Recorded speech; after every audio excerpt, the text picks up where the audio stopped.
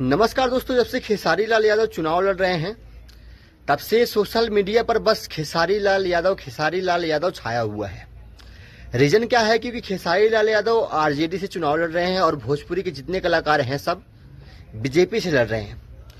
तो खेसारी लाल यादव जो है वो भोजपुरी के बहुत बड़े सुपरस्टार हैं और वहीं पावर स्टार पवन सिंह भी बहुत बड़े स्टार हैं और दिनेश लाल यादव निरहुआ भी बहुत बड़े हैं। इन तीनों का मुकाबला कोई नहीं कर सकता भोजपुरी में।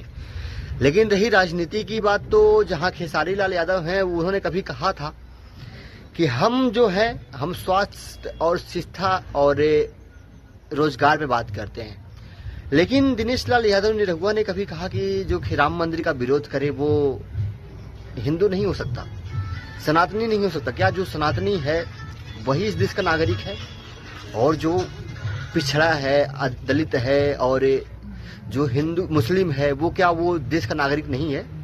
मैं पूछ रहा हूं। और ये जो जानता होगा इसके बारे में वो हर कोई पूछेगा। अगर आपके पास अगर जानकारी है तो बताओ, क्या जो हिंदू है, सनातनी है, वही केवल भारत का नागरिक है और जो अलग है वो भारत का नागरिक नहीं है? आप लोग कमेंट करके बताओ। जहां खेसारी लाल यादव ने कभी कहा था कि अगर बाबर ने बाबरी मस्जिद बनाया, राम मंदिर पहले अगर रहा होगा, मुझे मालूम नहीं है और ये बात गूगल पे सर्च करने के बाद भी नहीं मिलता। लोग कहते हैं कि मतलब राम मंदिर पहले था, जब बाबर आया तो वो राम मंदिर को तोड़कर बाबरी मस्जिद, यानी कि बाबर नाम था उसका, वो मुगल का था, उसने बाबरी मस्जिद बनवाया।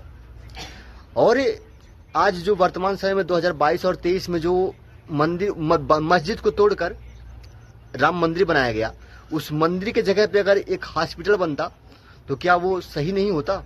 उसमें हर हिंदू जाता, हर मुस्लिम जाता, हर पिछड़ा, हर दलित, हर देश का हर कोई जाता। अगर आप बीमार होंगे तो आप मंदिर में नहीं, आप हॉस्पिटल में ही जाएंगे। खेसारी लाल यादव ने यहाँ पे गलत बात नहीं कहा था मेरे हिसाब से। बाकी आप लोग क्या समझते हैं, आप लोग बता सकते हैं यार। ये भारत जो है स्वतंत्र देश है, आप यहाँ के स्वतंत्र नागरिक हैं। अपनी मन की जो इच्छा है, अपनी मन की जो बात है आप रख सकते हैं।